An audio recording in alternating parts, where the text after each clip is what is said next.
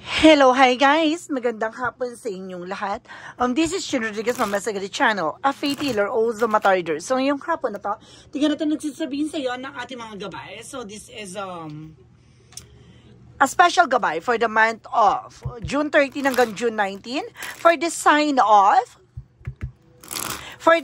of Libra. So, Libra, welcome to my channel. Ano kayong messages, advices, and spirit guides ang ating masasaga for today's video? Kanyang energy or kaganapan sa buhay ng mga Libra signs ang ating mahagilap. So guys, this reading is a general reading lamang, hindi lahat makaka-resonate.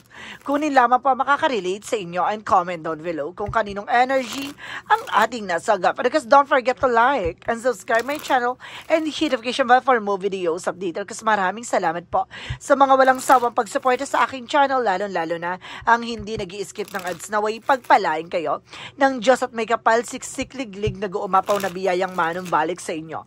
So, let's see what is the messages, advices sa iyo ng ating angel spirit for the sign of Libra. Angel spirit, let's see what is the messages sa iyo ng ating mga gabay. Angel spirit, please give me information po. Ano kayong gusto sabihin sa isa ng ating mga angel spirit?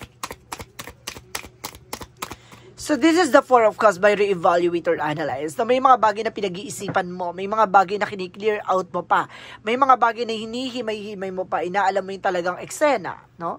This is the Seven of Cups with something opportunities, no? Or something confusion, maaring naguguluhan ka pa ngayon. Maraming tumatakbo sa isipan mo with the Palace of Cups, no? Something happiness. So, there's a lot of plans, no? At marami ka pang gustong gawin, may mga bagay ka pang gustong maisakatuparan. At may mga bagay ka dito na gustong mangyari. There's something, a Two of Pentacles with a balance. Maging balanse ka, no? Emotional, practical, and physical, no? Kumbaga, marami pumapasok sa isip mo. And of course, tendency na papagod ka, no? Kasi kapag marami kang iniisip, parang feeling mo pagod ka, feeling mo exhausted ka, ganon. So, I'm feeling hang. Additional messages. And because there's the Three of Swords, so something, pain, no? Kumbaga, may mga bagay na nararanasan mo yung pain dito. Or guys, there's an insecure, no? There's something insecure. And there's the Four of Wands by something a celebration. Na may mga celebration din na magaganap dito. Homecoming, family gathering, no? So, let's see what is the Four of Cups. Represent what? The King of Coins. So, there is something, a security. Maging secure ka, no? Kaya kailangan bago ka mag-take ng action, pag-isipan mo mabuti, no? Para hindi ka nadedehado o hindi ka nagagawa. Kumbaga, hindi ka napupunta sa alanganing sitwasyon. The Seven of Cups represent the Tree of Life. So, sinasabi dito, there's a lot of branches, no? Kaya ka naguguluhan kasi there's a lot of information, no? Hinihimay-himay mo lahat ng kaganapan. Then, of course, parang feeling mo, ang dami mo pang kailangan gawin, ang dami mo pang gustong gawin, parang ginagahol mo yung sarili mo. Parang nagmamadali kang maisakatuparan lahat-lahat ng mga bagay-bagay, gano'n. So, there's the Palace of Cups, represent the Five of Cups. So, something regret o disappointment, no? Or, kumbaga sinasabi itong happiness na to, gusto mo mangyari yung mga bagay na gusto mo mangyari. Pero, definitely, guys, kumbaga, nawawala o nasasayang, no? Kumbaga, kasi hindi mo na kontrolado, no? Dahil ang daming gustong gawin, daming mong gustong makuha, daming mong... Definitely, wala ka kumbaga, may mga bagay na parang nagkukulaps, hindi mo magawa yung ganito kasi, kumbaga, ang dami mong sinimulan, sa madaling salita, ang dami mong sinimulan, pero yung iba dyan, hindi mo na tutukan, no? Ganon. There is a Two of Coins represent the Two of Wands by something choices. No, kaya yung sinasabi, maging balanse ka.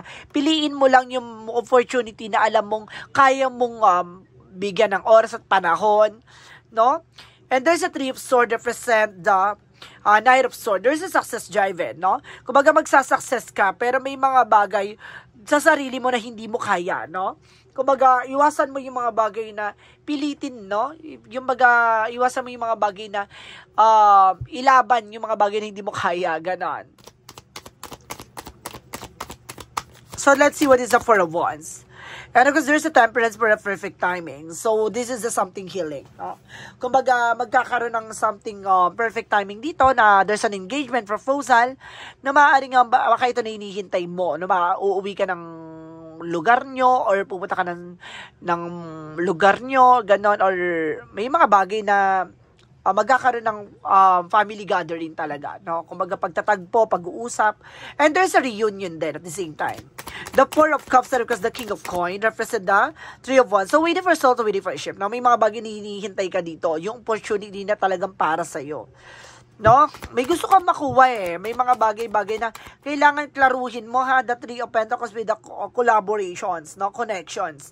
And of course, teamwork. So, kailangan, kumbaga, kung gusto mo talaga yung gawin na yung bagay na yan, kumbaga, tutukan mo. No? Kasi marami ka pang gustong gawin. So, ito yung mahirap dito Libra.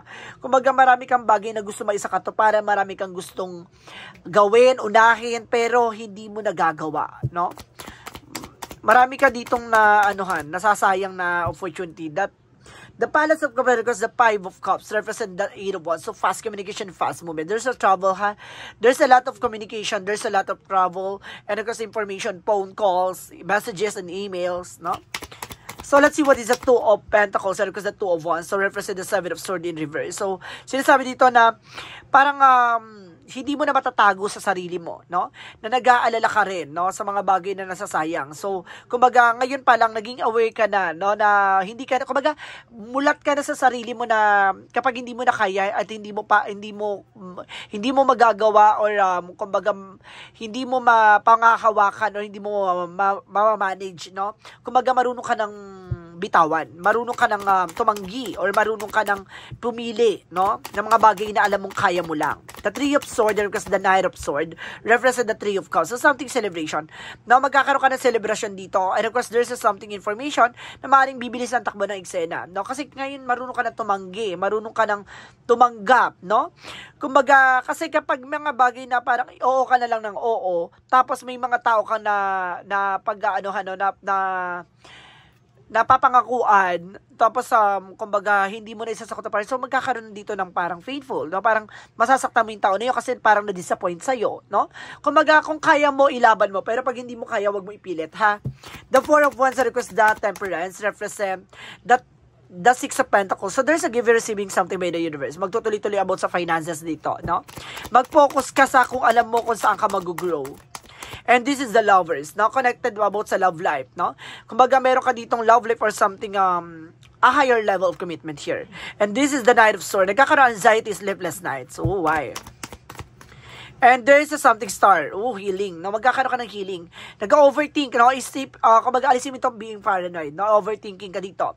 Na maaaring nagtatamang hinala ka. Iwasan mo yun, ha? Nakakasama sa iyo yun. Additional messages about sa career. About sa career mo, there's a Ten of Cups with happiness, no? At the end of the time, magiging masaya ka dito. And the Eight of Cups is something letting go, no? May mga bagay na kailangan mong pakawalan, bitawan, lalo na yung unhealthy situation. Pagdating sa career mo, kailangan enjoy ka dyan, mahal mo yung ginagawa mo, no? Kumbaga, i-surrender mo sa ating angel spirit, lalo sa ating universe, sa ating pong may kapal, no? Additional messages about sa career pa. So, this is the Six of Wands for a victory. Ipapanalo mo, no? Kapag itong libro na to napaka-dedicated sa trabaho, negosyo, hanap buhay. But, kumbaga, there's a multitasking. So, may mga bagay dito na hindi niya kaya, ilalaban niya, no? Yung mga bagay na kaya mo lang, yun ang ilaban mo. Huwag mong ipilit, ha? Additional messages about naman sa love life. So, this is the Palace of Wands. So, represent something burden, no? Kumbaga, this is the Ace of Coin na represent financial, no? About sa financial, because ay resource of income. Kumbaga, may connected dito about sa love life. Ibig sabihin dito, there's a lot of responsibilities.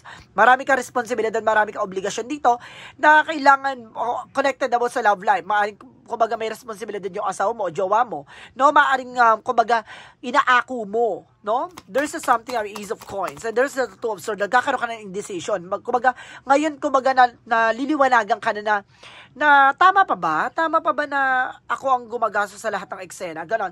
Kumbaga unti-unti ka na natatauhan. Oh, additional messages about sa health. So, this is the Queen of Wands, no? By confidence and stability. No? Kumbaga, nakokontrol mo na yung mga bisyo or yung mga hilig mo na alam mo nakakasama sa'yo. Wow. And the Ten of Coin na kumbaga, alam mo na kung saan ka mag-i-invest, no? Kumbaga, pagdating sa health mo dito, kumbaga, ginagamayan mo na, no? Kumbaga, marunong ka nang umiwas sa mga bagay na nakakasama sa'yo. It's a good part, ha? Grabe. So, nagkakaroon ka dito ng maturity. Oh my goodness. So, let's see what is the synchronicities. For synchronicities, let's see, guys. And there's a creativity, no? Kung magiging creative ka dito sa lahat ng bagay, no? Papagandahin mo na lahat ng nangyayari sa buhay mo. Unti-unti nang kumbaga, nakakapag-create ka na ng mga new ideas, no? So there is something, the word, now represent the travel, information, success. Okay. And because there is the winter, no? This is something winter na maaring, kumbaga, makaranas ka na ng, kumbaga, panlalamig or maaring, kumbaga, malamig na yung mga nararanasan mong eksena. Or either, lahat ng mga bagay na kasagutan sa mga katanungan mo ay ngayong winter season, no? So let's see what is additional messages for magical fairy messages. Parang ito parang walang, parang sinasabi sa reading mo parang ito yung, parang kamalayan, no? Kamalayan sa mga bagay na nangyari sa kasalukuyan, no? Parang gayon. Additional messages for magical fairy messages. Yung kamalayan po, ibig sabihin, kaliwanagan po yun, Parang ibig sabihin, natatauhan ka na or na parang napapansin mo, no? Parang ganon. Nagkakaroon ka na ng realization kung ibig sabihin about sa English, no? Realization. No? There's a trouble, guys. I told you. There is a double clarification. May trouble dito. And of course, guys, additional messages. So there is something autumn. I told you, harvest time. At the end of the time, magkakaroon ka ng harvest time dito. At that because of your dedication, no? Kapag passion mo talaga mag-grow yan, no? Mag-grow talaga yan. Kasi, hindi mo yan inisip bilang trabaho mo. Ginagawa mo yan dahil gusto mo yung ginagawa mo. Ganon. Kapag talaga mahal mo yung ginagawa, mag-grow ka dyan, magkakaroon ka ng transformation dyan. Magde-develop yung skills mo, mag-enhance yung abilities mo. Let's see what is Archangel Michael messages. Archangel Michael messages for you is admit the truth to your feelings and act accordingly. So, tanggapin mo sa sarili mo kung ano yung mga bagay na kaya mo lang gawin o kaya mo lang pundarin, yung kaya mo lang makuha. Huwag mong ipilit yung mga bagay na hindi mo kaya, Kasi may mga bagay dito na lalaga pa ka talaga. There's a sense of humor, no? Always think positive. Tingnan mo yung lighter side of situation, no? Umiwas ka sa mga negatibo kasi hindi yan makakatulong sa'yo. So, let's see, guys, no? What is, Yin and Yang Oracle card represent what? Oh, Ace of Air, Gemini, Libra, Aquarius. So, see, may kinalaman ka rin sa same yung chart. Oh, Gemini, Libra, Aquarius.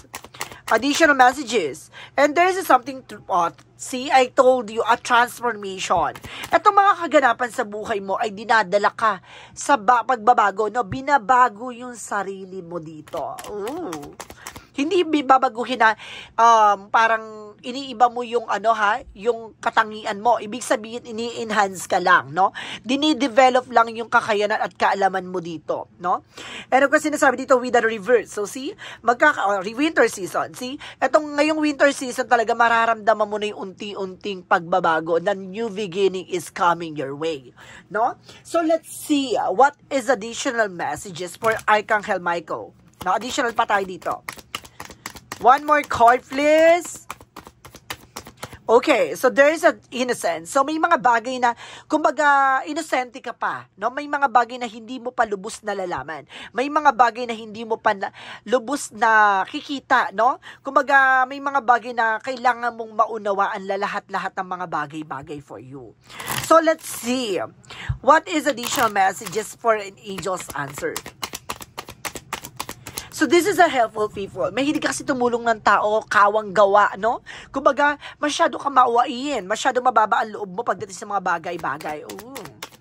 And there's a taking action. So, kailangan mo ng kumilos. Kailangan mo ng, kumbaga, gumawa ng actions. And there's a let go. No, may mga bagay na kailangan mo ng pakawalan at bitawan at i-surrender. And of course, let's see what is the chakra messages. And sinasabi dito, there's an enlightenment, no? Bibigyang linaw, tulad ng sinasabi ko, no? Kumbaga, magkakaroon ka ng kamalayan sa lahat na nangyayari sa'yo. And there's something prayer, no? Ang pagdarasal at dasalin ay makakatulong sa'yo, no? Para baguhin ang mga bagay-bagay sa hinaharap mo. Para makatulong to sa'yo, para maunawaan, matuklasan, madiskubre, at maunawaan. So, let's see. What is the Romance Angels represent what? There's a calling your soulmate. So, ibig sabihin, tinatawagan na ng ating mga gabay kung sino talaga yung soulmate mo. Kung sino talaga yung para sa'yo talaga. additional messages. And there's a chemistry if you are have an husband, wife, no, a partner, asawa, kaharutan, and something a chemistry. Talagang mayroon kayong chemistry, no? There's a magnetic attractions, no? The two of you guys. So let's see what is the Moonology. And confident is your key to success, no? Yung kumpiyansa na yan na magdadala sa isa tagumpay. At the same time, don't let past hold your back, no? Lagi mong pakakatandaan na wag mong ibabalik yung mga bagay na nangyari sa nakaraan. Na kumbaga, sumbatan, no? Alisin mo yung mga ganong attitudes. Kasi hindi na siya nakakatulong. Bagkos nakakapag-create ka ng blockages. For the energy, represent what? Contract, no? There's something signing contract, no? If you are something, a development, pagdating sa business, negosyo, hanap buhay mo, something contract. Or pagdating sa relasyon, magkakaroon ka ng higher level commitment for a marriage, no? Engagement. Oh, proposal. Oh, I love it. So let's see. What is additional messages for the energy? One more card, please. Okay. Thank you, angel spirit. And there's the thinking women, no? You are being paranoid or you are being overthinking, no? Or either, kumbaga, ano ka dito, no? Kumbaga, nag-overthink ka daw, no? And of course, there's something store warning. Mag-ingat ka, may unus, no? May darating na eksena sa'yo. Kumapit ka. So, let's see what is additional messages. Susubukan kayo ditong bayuhin, no? And there's an envy, no? There's something drama. May magdadrama daw dito, tay. Kuya ha, mag-ingat kayo, may drama. Maging aware kayo na drama lang daw yan. Hindi yan totoo. And there's a doubt, no? Kumbaga, magkakaroon ka ng alinlangan at kumbaga, doubt dito sa eksena na to. Kaya kailangan kumapit ka. Dapat fear ang paniniwala mo. So, let's see what is additional messages. And there's a mother for healing. So, maaring yung nanay mo, magkakaroon na ng healing. And there's something truth reveal na mailalantad sa'yo lahat ng mga bagay o katotohanan. And there's a green for love and compassion. So, let's see what is additional messages for angel spirit guides. And there is something children. So, kinalaman din yung mga anak mo, no? Sa eksena mo. So, there's an information with an energy healing na unti-unti nang gagaling, unti-unti na kayo makaka-recover. Oh my goodness. So, let's see for Archangel Raphael messages for you. For Archangel Raphael messages for you is, meditation. So, kailangan mo mag-meditate ha kasi tumataas na ang iyong intuitions, no? This is something focus upon peace, health, and wellness, no? So, let's see what is additional messages. And there is the blue flame for spontaneous awakening, ang pagmulat at paggising sa kamalayan. Ito na nga, no? So, let's see additional messages. And there is a breath of the cosmos for my will, thy will, for my managing the universe. May mga bagay na ipagkakaloob sa'yo kung talagang para sa'yo talaga. For Jesus' loving quote said, let's see. For Jesus' loving quote said, angel spirit, so there's a have faith in God. So I told you so na kailangan maniwala at manampalataya ka, no? Kailangan straight ang paniniwala mo. Hindi pwedeng may doubt, hindi pwedeng may fear, hindi pwedeng alinlangan at hindi rin pwedeng alanganin. Angel's number represent what? For angel's number represent what? Angel spirit for the angel's number.